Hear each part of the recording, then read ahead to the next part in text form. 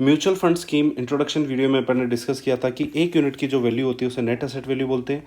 Unit capital आपके mutual fund scheme की value निकालनी है तो नंबर ऑफ यूनिट्स को आप इन एनएवी से मल्टीप्लाई कर सकते हैं। एक डायरेक्ट स्कीम होती है जो डीमैट अकाउंट बना के आप या फिर एएमसी के साइट पे जाके अगर आप इन्वेस्ट करते हैं। दूसरा स्कीम होती है इनडायरेक्ट। मैंने वहाँ पे रेगुलर वर्ड नहीं बताया था, आजकल ये रेगुलर वर्ड भी यूज़ होता है। रेगुलर वर्ड का मतलब आप म्यूचुअल फंड डिस्ट्रीब्यूटर के थ्रू इन्वेस्ट करते हैं, ठीक है। फंड रिटर्न मैंने आपको IRR XIRR बताया था जो टाइम डिपेंडेंट नहीं है। बेटर रिटर्न कैलकुलेट करने का तरीका क्या है, CAGR करो। टोटल एक्सपेंस रेशियो की अगर अपन बात करें तो जो इक्विटी ओरिएंटेड है उसका स्टार्ट होता है 2.25 से, डेट ओरिएंट का 2.0 होता है।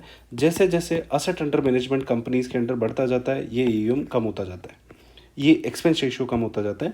जैसे कि SBI का एक्सपेंस रेशियो कम होगा क्योंकि ये आप देख सकते हैं कि जैसे जैसे आपका फंड का AUM बढ़ेगा वैसे वैसे आपका एक्सपेंस रेशियो कम होता जाएगा।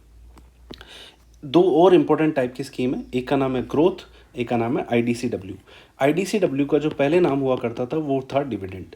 डिविडेंड का नाम रीनेम करके सेबी ने IDCW कर दिया, इनकम डिस्ट्रीब्यूशन कम कैपिटल विड्रॉल। तो इसमें इन दोनों में क्या डिफरेंस होता है ये देखते हैं।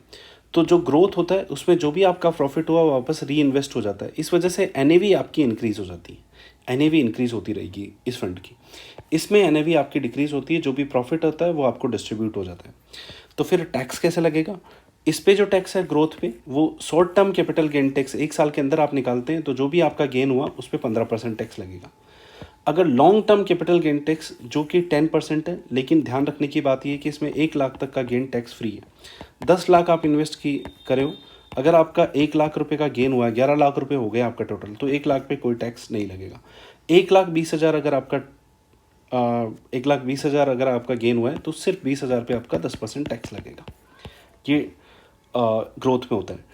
IDCW में क्या होता है? IDCW में जो आपका टैक्स लगेगा वो आपकी स्लेब के अकॉर्डिंग लगेगा। अगर आपकी 10+ सैलरी या ऑल टैक्स रिजीम आपने ले रखा है तो आपका 30% टैक्स के हिसाब से लगेगा। तो ये ध्यान रखने वाली चीज़ है। तो इसमें आप देख सकते हैं कि प्रॉफिट IDCW में डिस्ट्रीब्यूट हो जाता है, फंड NAV ग्रोथ में इंक्रीज होती रहेगी और जो भी IDCW उसमें डिक्रीज होती रहेगी और टैक्स अकॉर्डिंगली लगेगा।